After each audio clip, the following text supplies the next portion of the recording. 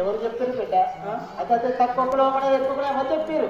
అందరి ఇళ్లలో వెలిగే అగ్ని దేవుడు ఆ సిద్ధే వెలుగుతున్నాడా? వెలుగుతూనే ఉంది. మరి అతను తక్కువ కులం అగ్ని వాడిని ఎందుకు కలగాల?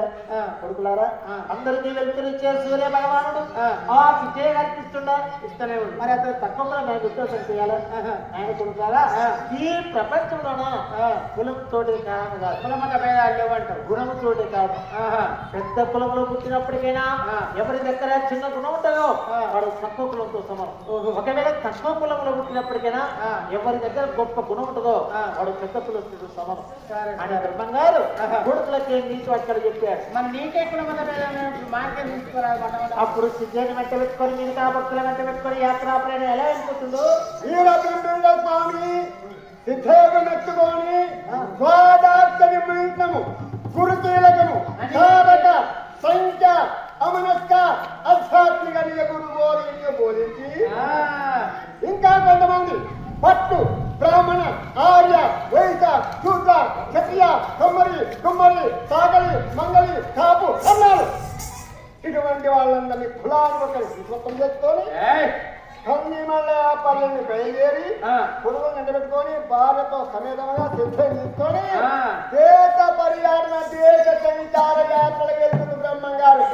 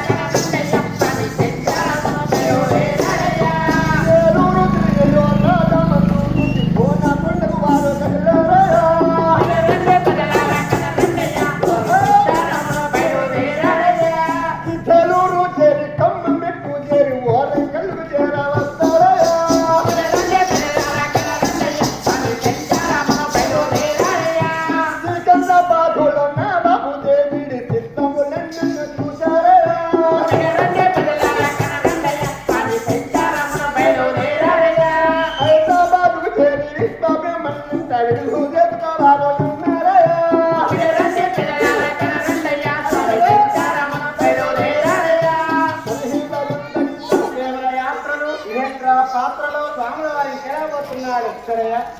ఏదైతే దూరే ప్రసిద్ధి ఆ భక్తులు తెచ్చుకున్నాడు. స్వామి భక్తుల వంటి నీవేనా ఉన్నతమైన భక్తుడివి. గురునైనా నీలో ఉన్నటువంటి మాంసపిండాన్ని మార్చి మంత్రపిండంగా పోలిస్తుందని చెప్పాడు. మాంసపిండానికి మంత్రపిండానికి గల తేడా స్వామి. అప్పుడు వీరబ్రహ్మం గారు ఆ సిద్ధయ్య గారి ఉన్న వెతలో ఉన్న పాతరాత చూసివేశాడు. ఎక్కడా పాతరాత ఎక్కడైతే ఈ సిద్ధయ్య అంత ఎవరు ఆనందరాజు. అటువంటి ఆనందరాజు అవతారంలో వేట మార్గానికి అడవి పోయి ఒక పులిని తప్పబోయి ఆవును చంపాడు. అవునవును. ఆ గుడ్డును చంపే పాపం ఇప్పటికీ సిద్ధయ్య గారి చేస్తున్నాడు. అవునవునవును. పాతరాత చూసివేసి నూతనంగా కొత్తగా పాత రాసి బిడ్డ సిద్ధయ్య నీకు ద్వాదాక్షరి మంత్రం బోధిస్తా, 2 చేతులు జోడించు. అలాగే నేను అన్నట్టాను. ఓం హ్రీం క్లీం శ్రీం శివాయ బ్రహ్మణే నమః. సిద్ధయ్య ఇటువంటి ద్వాదాక్షరి మంత్రాన్ని రోజుకొకంటికి